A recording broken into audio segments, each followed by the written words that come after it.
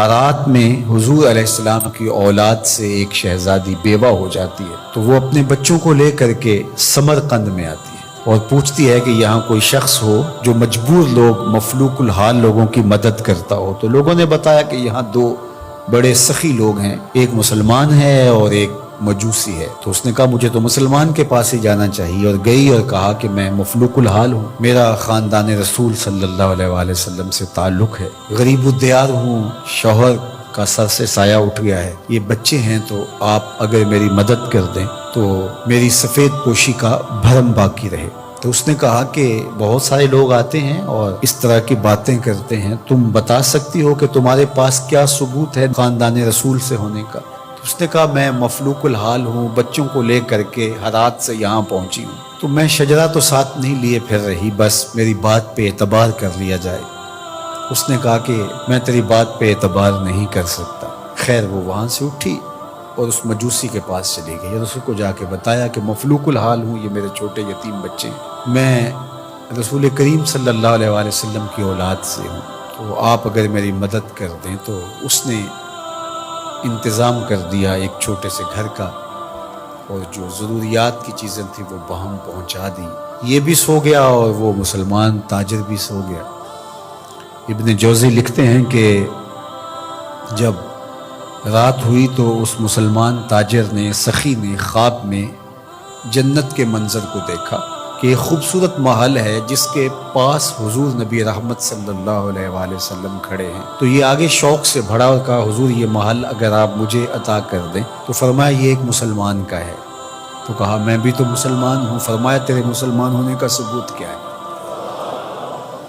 آنکھیں کھل گئیں، ماضی کا سارا قصہ ذہن میں تازہ ہو گیا، اور وہ جو لفظ کہے تھے کہ تیرے سیدہ ہونے کا ثبوت کیا ہے، وہ لفظ احساس پہ ہتھوڑے برسانے لگے اور نکال دیا گیا دربار رسالت سے۔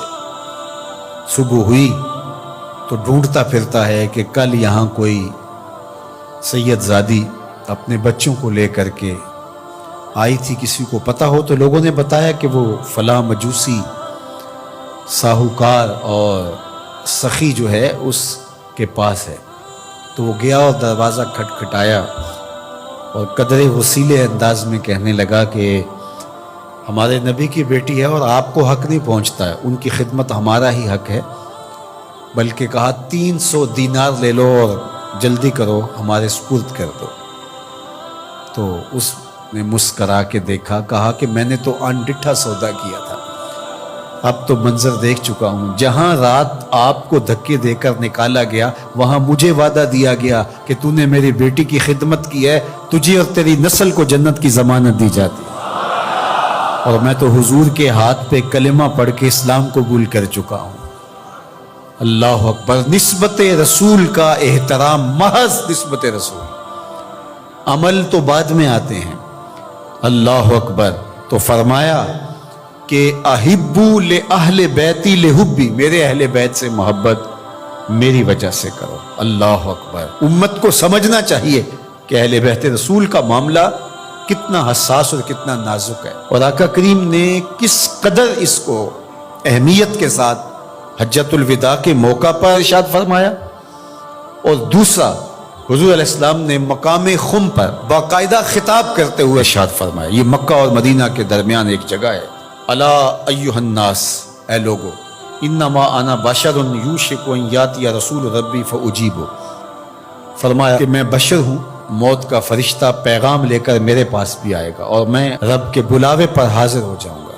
وانا تارک فیکم ثقلین، لیکن تمہیں تنہا اور لاوارث نہیں چھوڑ کے جا رہا، تمہارے اندر دو بھاری چیزیں چھوڑ کے جا رہا۔ جس کو میرے حضور بھی بھاری کہیں وہ کتنی بھاری ہوگی؟ اولہما کتاب اللہ، ان میں سے پہلی چیز کتاب اللہ، اللہ کی کتاب، فیہ الہدی والنور فخذوا بکتاب اللہ واستمسکوا بہ، اس میں ہدایت ہے، اس میں روشنی ہے، پس اللہ کی کتاب کو مضبوطی سے پکڑ لو اور اس کے ساتھ تمسک اختیار کر لو، جڑ جاؤ اس کے ساتھ، لپٹ جاؤ، چمٹ جاؤ اس کتاب کے ساتھ، اپنا ربط کبھی بھی قرآن سے ٹوٹنے نہ دینا، قرآن کے ساتھ اپنے تعلق باطن کو کبھی کمزور نہ ہونے دینا، اس کی تلاوت دن کے اجالوں میں رات کی تنہائیوں میں تمہارا معمول حیات ہے۔ فحث علی کتاب اللہ، حضور نے ابھارا لوگوں کو کتاب اللہ کے ساتھ جڑنے کے لیے، وَرَغَّبَ فِيهِ، اور ترغیب دی کہ اس کتاب سے وابستہ رہو، اس کتاب سے جڑو، اس کتاب کو کبھی نہ چھوڑنا۔ ثم قال، پھر ارشاد فرمایا، وَأَهْلُ بَيْتِي، اور میرے اہل بیت، اذکرکم اللہ فی اہل بیتی، اذکرکم اللہ فی اہل بیتی، اذکرکم اللہ فی اہل بیتی، 3 مرتبہ فرمایا، میں تمہیں اپنے اہل بیت کے بارے میں اللہ سے ڈراتا ہوں، تذکیر کرتا ہوں، نصیحت کرتا ہوں کہ میرے اہل بیت کے معاملے میں کوتاہی نہ کرنا۔ 1 بار نہیں کہا، 2 بار نہیں کہا، 3 بار فرمایا۔ نگاہ نبوت کچھ دیکھ رہی تھی کہ لوگ کربلا کے اندر شہزادگان رسول کو شہید کرنے کے درپے ہوں گے، اور اہل بیت نبوت کی عظمتیں لوگوں کو ہضم نہیں ہو پائیں گی، تو حضور نے 1 بار نہیں، 2 بار نہیں، 3 بار فرمایا کہ میرے اہل بیت کے معاملے کے اندر ان کی حساسیت اتنی ہے کہ کوتاہی کا ارتکاب نہ کرنا۔ اہل بیت نبوت کا معاملہ بہت حساس ہے، بہت ہی حساس ہے۔ یزید پلید نے اہل بیت کے ساتھ ٹکر لے کے اپنی عاقبت بھی برباد کر لی اور اپنی دنیا بھی برباد کر لی، اور اپنی نسلوں کو بھی بدبودار بنا لیا اس نے۔ یزید کا نام بدی کا استعارہ بن گیا، دشنام سے بھی بدتر، گالی سے بھی بدتر یزید کا نام۔ حضرت امام حسین رضی اللہ تعالیٰ عنہ حق کا استعارہ بن کے ابھرے، اور قیامت تک ان کا نام زندہ، روشن، سرخرو، کامیاب اور بامراد رہے گا۔ رہتی دنیا تک حسین کے نام کا جھنڈا اونچا ہی رہے گا۔ اہل بیت کے لیے دلوں میں محبت جو موجزن نہیں رکھتا سینے میں، اس کے سینے میں پتھر رکھا ہوا ہے، اس کے سینے میں کسی مومن کا دل نہیں رکھا ہوا۔ یہ پیاز تو ہر وقت سلگتا ہے، لیکن جو ہی محرم کے ایام آتے ہیں تو پھر خوشبوئیں پھیلنا شروع ہو جاتی ہیں، اور ان کے لیے دل میں جو جذبات پیدا ہوتے ہیں، اللہ اکبر، ہماری 1000 جانیں تصدق ان کے قدموں سے لپٹی ہوئی خاک پر۔ دین کے جھنڈے کو جس طرح انہوں نے اونچا رکھا، سرخرو اور سر بلند کیا، قیامت تک یہ امت خراج پیش کرتی رہے گی، اور محبتوں کے نذرانے ان کی چوکھٹ پہ پیش کرتی رہے گی۔